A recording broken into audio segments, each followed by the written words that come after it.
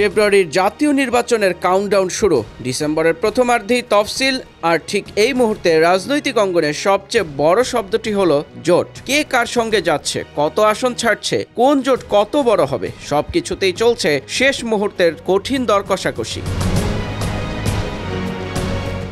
অন্তর্বর্তী সরকার ঘোষণা দিয়েছে আগামী বছরের ফেব্রুয়ারির প্রথমার্ধে জাতীয় সংসদ নির্বাচন, আর নির্বাচন কমিশনও প্রস্তুতি নিয়েছে ডিসেম্বরের প্রথমার্ধে তফসিল ঘোষণার। কিন্তু তফসিল সামনে রেখে রাজনৈতিক দলগুলোর মধ্যে এখনও জোট সমঝোতা আটকে আছে। জীবন অবাক না করলে কে করবে? 28% মিল্ক ফ্যাটের অবাক করার সাথে ফ্রেশ মিল্ক পাউডার। জীবন অবাক করুক প্রতিদিন। চলছে আসন ভাগাভাগির রুদ্ধশ্বাস আলোচনার শেষ ধাপ।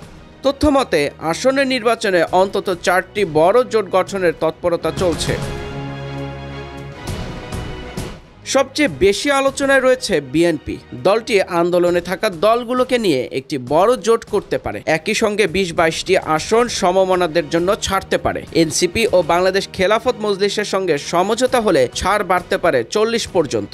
বিএনপির মহাসচিব মির্জা ফখরুল ইসলাম আলমগীর বলেন, আমরা যারা যুগপথ আন্দোলন করেছি তাদের সঙ্গে আমাদের আলোচনা চলছে, নেগোসিয়েশনও চলছে। তফসিলের এখনো সময় আছে, চূড়ান্ত হলে জানাবো। বিএনপি ইতোমধ্যেই 237 আসনে সম্ভাব্য প্রার্থী ঘোষণা করেছে, যদিও কিছু আসনে শরিকদের সঙ্গে সমঝোতা না হওয়ায় দ্বিধা আছে। বিএনপি প্রার্থীরা প্রচারণায় এগিয়ে, এ কারণে শরিক দলের প্রার্থীরা হতাশ ও চিন্তিত। অন্যদিকে জামায়াতে ইসলামী 300 আসনের সম্ভাব্য প্রার্থী ঘোষণা করেছে এবং 8টি ইসলামী দলের সঙ্গে মাঠে আন্দোলন করছে।